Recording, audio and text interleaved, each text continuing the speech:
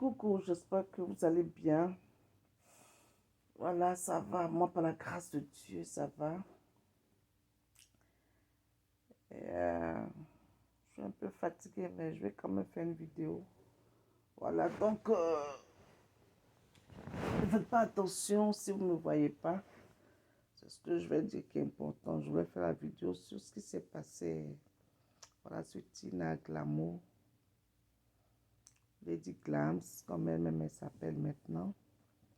Mais surtout, je voudrais vraiment peut-être parler comment on dit ça, il y a Monica Z qui a fait, Monica Z, l'impacteuse, une blogueuse, qui a fait une vidéo, voilà, concernant, voilà, ce qui s'est passé à l'émission, voilà, lors du passage de Tina Glamour à Live TV, voilà, l'émission de coach à mon chic, Allo Caviar. Voilà, j'ai été véritablement sonnée par la vidéo de Monica. C'est parce que je me dis que quand même, bon, c'est vrai que sur la toile, il y a beaucoup de blogueurs, mais je pense qu'arrivé un moment, il faut quand même savoir être, ça, il faut se sélectionner soi-même, c'est-à-dire par rapport à ta maturité, par rapport à ton âge. Il y a des, il y a des analyses que tu dois faire différemment.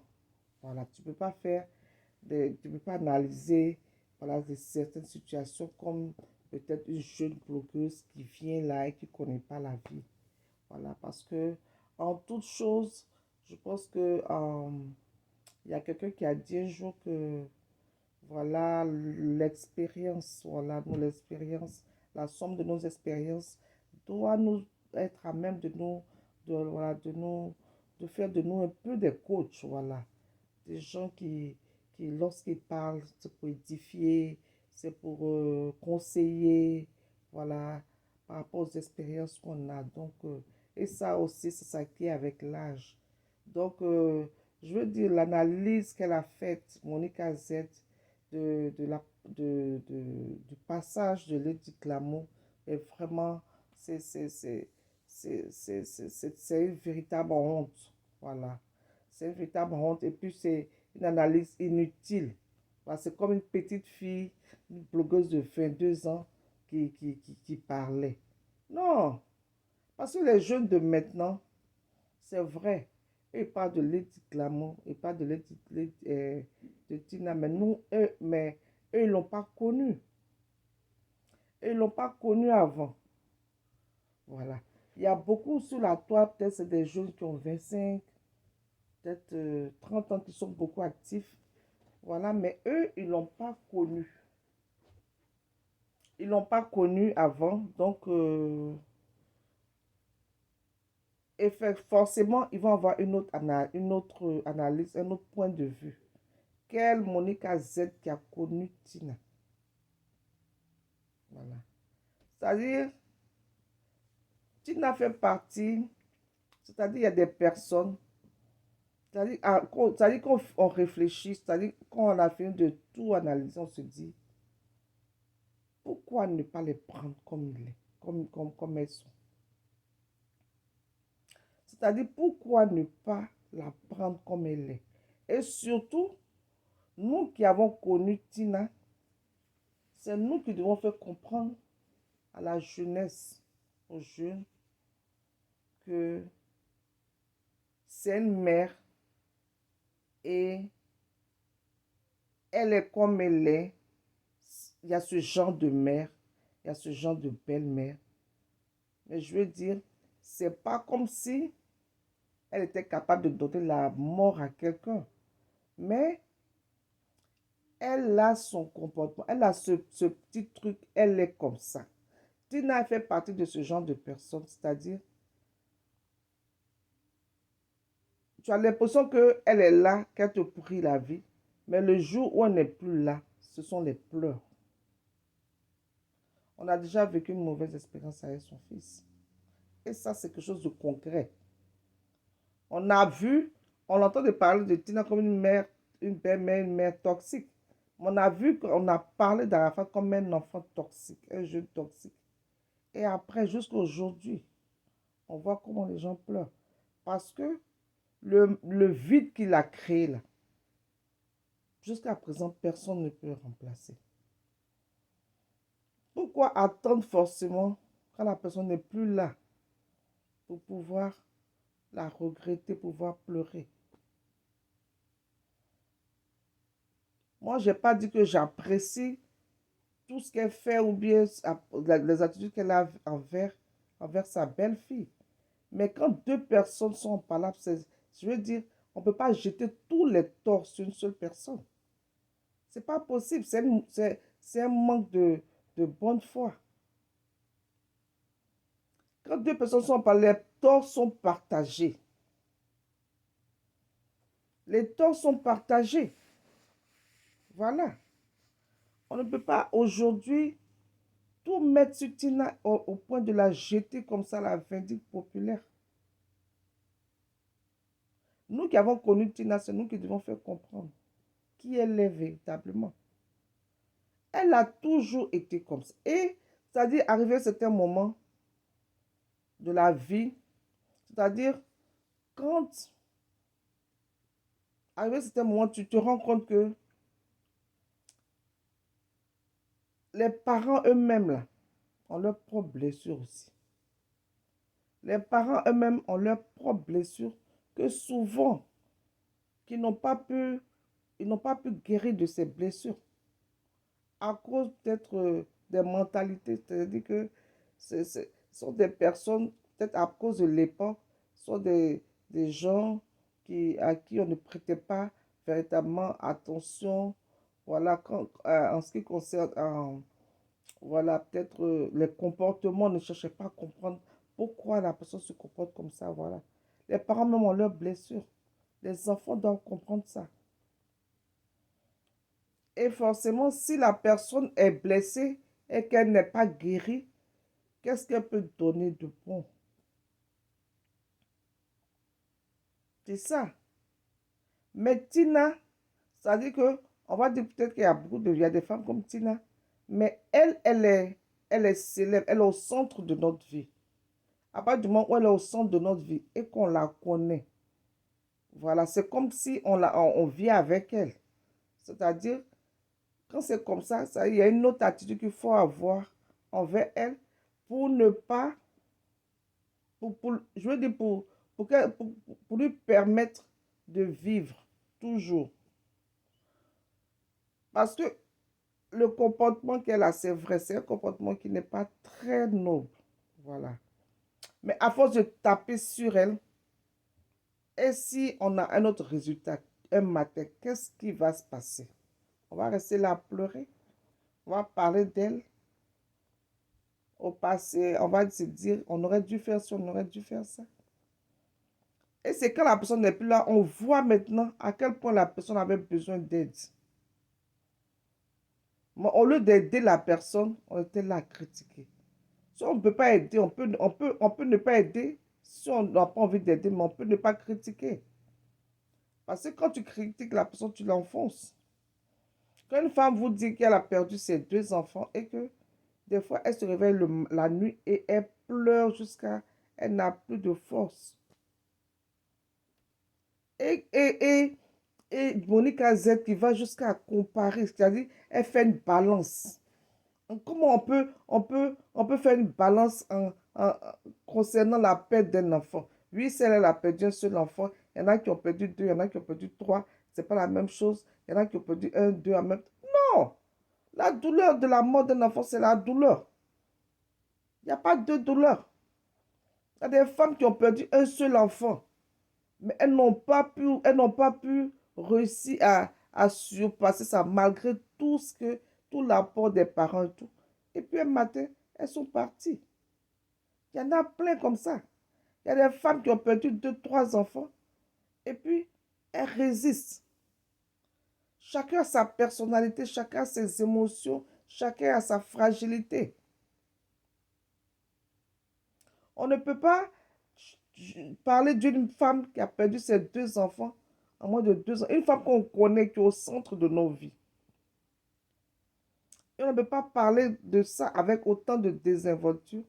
C'est la méchanceté, ou bien c'est quoi? Concernant ces rapports avec Carmen Sama, comme j'ai dit, ces torts sont partagés. Les torts sont partagés. Voilà. Et quand on voit la réaction de Tina, les gens parlent beaucoup de jalousie. Moi, je ne sais pas. Est-ce que le mot jalousie, là, c'est ça qu'on doit utiliser partout? Sinon, on a vu Tina, elle et puis Carmen s'entendaient bien. À un moment, même, on disait, on a l'impression qu'elle aimait beaucoup Carmen. Mais il y a eu des mésententes où la petite a utilisé maintenant sa fille contre la grand-mère. Il y a des pays où la grand-mère a des droits sur l'enfant. Il y a des pays. Parce qu'ils ont compris, ils sont arrivés à un niveau où ils ont compris, ils ont élevé leur intelligence pour comprendre que émotionnellement, la grand-mère est attachée à ses petits-enfants et, et il faut lui donner des droits. Émotionnellement, ils ont compris que le petit enfant même a besoin aussi de l'amour de sa grand-mère. Et on a assisté à des cas comme ça dans les pays où ça allait même jusqu'au tribunal. Et la grand-mère a eu gain de cause. Pour dire quoi? Pour dire que le fait d'utiliser Rafna contre Tina, mais c'est méchant. C'est méchant. Parce qu'on va dire à d'autres petits-enfants. C'est comme à Rafa, il avait d'autres enfants. Mais Rafna, c'est pas pareil parce que les autres enfants, il les a eu très jeunes. Il n'a pas vécu avec eux. Il les a même pas vus grandir. Même peut-être leur naissance, il n'a pas vu. Mais on a vu pour Rafna comment ça s'est passé.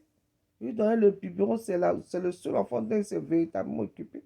Donc pour Tina aussi, c'est pareil. Les autres enfants, leurs parents sont en Europe, sont des enfants sont nés en Europe, des choses comme ça. Donc elle peut pas avoir, elle n'a pas, peut-être, pas parce qu'elle les aime tous, mais Rafna, elle a vu Rafna bébé. Elle a vu Rafna bébé. Elle était là à sa naissance, comme elle a dit. Et c'est le dernier enfant de son fils défunt. Et les mamans sont attachées à certains symboles. Voilà. Et moi, je condamne, j'ai toujours dit, cette affaire d'utiliser les enfants entre les adultes, là, que ce soit l'histoire de grand-mère ou bien les parents qui se séparent. Non, je veux dire, on ne peut pas utiliser les parents, les enfants, quand il y a un malentendu pour faire mal à l'autre. C'est inhumain, c'est méchant. Donc, quand c'est comme ça, vous voulez que la femme, elle ait quel rapport avec sa belle-fille? Surtout qu'on connaît son comportement, on sait un peu son caractère. Tina Glamour, c'est une femme qui est à part, c'est comme ça. Moi, je me rappelle avant, je veux dire, Tina, elle était avec son mari. On a vu une jeune femme, on dit qu'elle vient des États-Unis. Elle était mariée à Wampia. Après, elle a disparu, ils sont séparés. Qu'elle est revenue, elle est revenue avec son style et tout. Et puis, les histoires des RAS, je sais pas, enfin, je sais plus à quel moment c'était avant ou après. Mais je sais que il y a une femme, une actrice, parce que les gens ont bien admiré Rihanna avec son ventre. Mais il y a une actrice, Demi Moore. C'est la première femme qui a montré son ventre. Son ventre nu pendant qu'elle était enceinte. Elle a posé nu pendant que... Enfin, nu, bon, c'est une manière de parler. Elle s'est couverte un peu. Mais on a vu exposer son ventre nu avec son bébé, qu'elle était enceinte. Demi Moore. Et après, c'était Tina. C'est-à-dire, après Demi Moore, là, moi, je n'avais pas vu ça même sur une américaine, bien sûr, une européenne. La prochaine personne sur laquelle moi j'ai vu, c'était sur Tina. Tina Glamour. Entre-temps, les Ivoiriens ont toujours été beaucoup plus évolués, je veux dire, sur le plan, évoluer sur les choses de la vie, des mœurs et tout, par rapport aux autres pays. Donc, Tina l'a fait.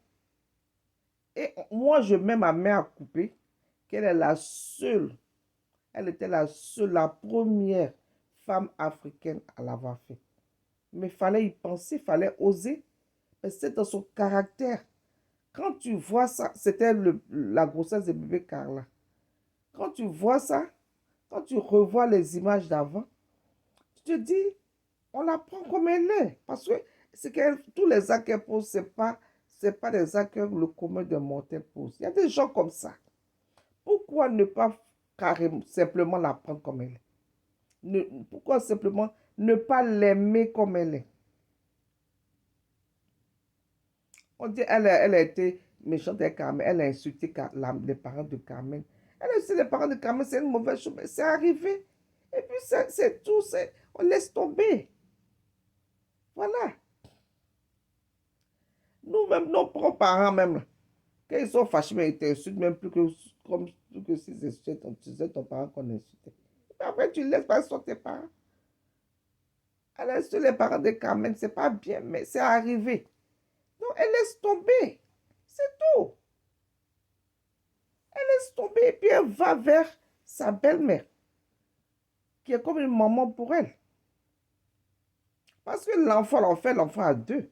Les femmes sont elles sont bien dans ce rôle-là. C'est mon enfant, c'est mon enfant, c'est moi qui l'ai porté 9 mois. Mais le fait de porter l'enfant 9 mois, c'est une décision de Dieu. C'est une décision de Dieu, ce n'est pas une décision de la femme. C'est une pure grâce, comme on dit. C'est une pure grâce. Il n'y a pas une femme qui va mettre le souffle de vie dans son ventre. Il n'y en a pas. Donc, ça veut dire que Dieu a permis que la femme passe par un homme. Sans l'homme, là, il n'y a pas de grossesse. Sans l'homme, il n'y a pas de bébé.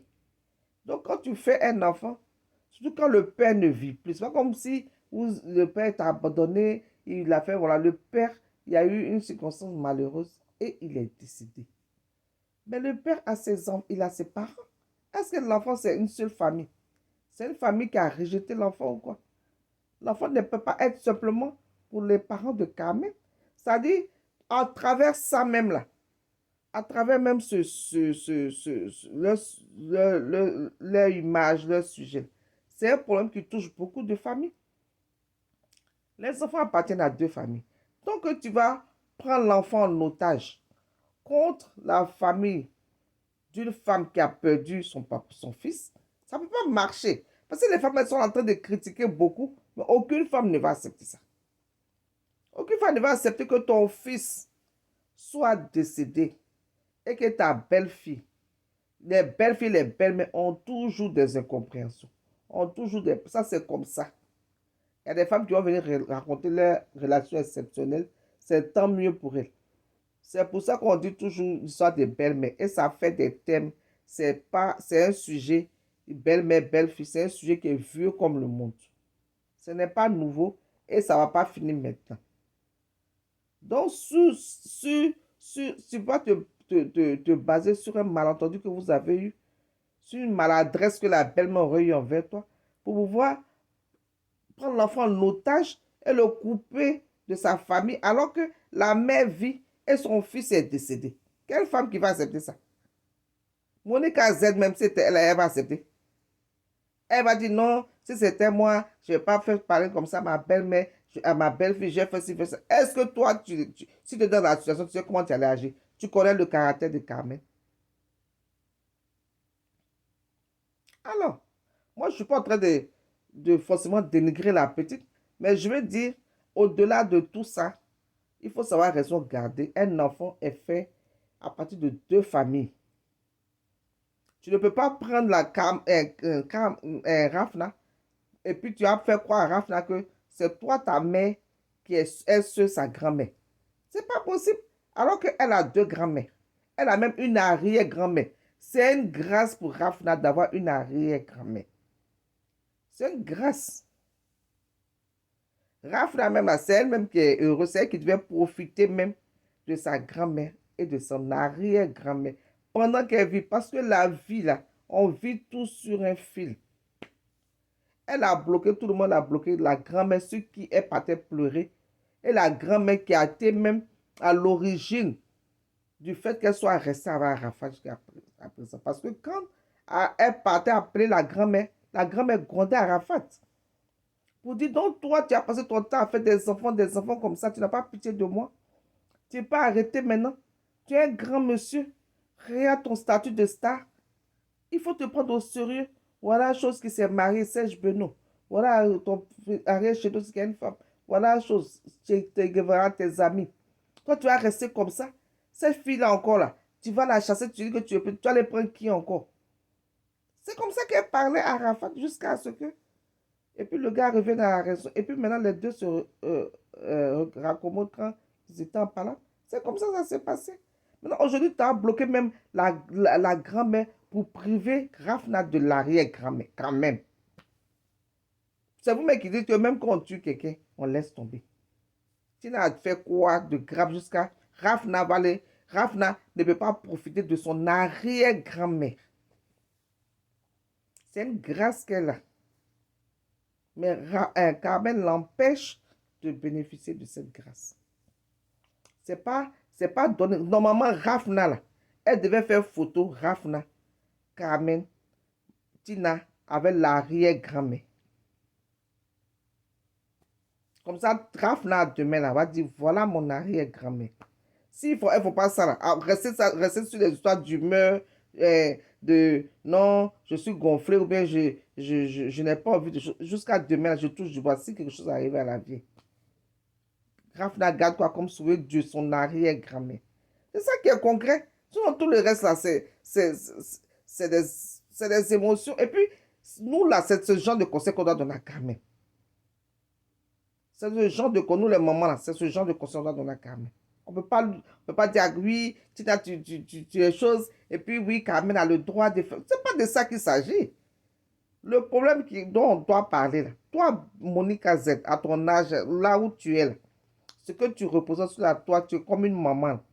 C'est des choses comme ça qui sont des choses que tu dois dire quand même. Ce n'est pas d'avoir fait ta vie, tu es jeune. C'est pas de ça que ça, ce sont les. Il faut laisser ça aux autres glorieuses, mais pas toi. Donc, moi, c'est mon souci. Rafna qui est là, elle a des parents. Rafna et chaque grand-mère a son truc. Elle profite de la moment de chose. Elle va profiter aussi de la moment de Arafat. Parce que Tina aussi, elle a une autre façon de grand-mère que Rafna aussi va aimer. Une grand-mère drôle, à part, qui est un peu zigueille, qui est différente. C'est comme ça la vie. Tout ça, on appelle ça, tout ça, c'est grâce. Tout ça sont des grâces. Donc, c'est ce que je voulais dire. Voilà. C'est ce que je voulais dire. Je voulais attendre un peu, mais bon, comme j'ai un peu la force, je dis, bon, je vais parler un peu. Parce que je voulais dire, donc, que Dieu nous, que Dieu nous, que Dieu nous donne le discernement. Que Dieu nous donne le discernement et que, véritablement, on puisse aussi donner des conseils à nos petites filles, à nos filles, à nos petites sœurs. Voilà. Voilà, pour qu'elles comprennent aussi. Elles comprennent à l'avance déjà les erreurs que nous, peut-être, on a vues. Voilà, elles n'ont pas encore vu. Donc, nous, on peut leur donner des conseils. Donc, c'est le conseil que moi, je donne à Carmen. Et c'est le conseil que j'aurais aimé que Monica donne à Carmen. Donc, Carmen, laisse tout tomber. Va faire ta belle, mais ça va te grandir. Et puis, laisse Ravna profiter de sa grand-mère et de son arrière-grand-mère. Qu'elle fasse au moins des photos avec son arrière-grand-mère. Ce sont des choses qui vont rester plus tard. Ravna a sa vie. Ravna, c'est ta fille, mais elle a sa vie. Elle a sa vie, elle a ses photos demain qu'elle va vouloir montrer, elle aussi, à ses enfants. C'est ça qui est la réalité. Voilà. Donc, c'est ce que je voulais dire. Portez-vous bien et puis que Dieu vraiment nous garde et puis nous donne le discernement. Bye.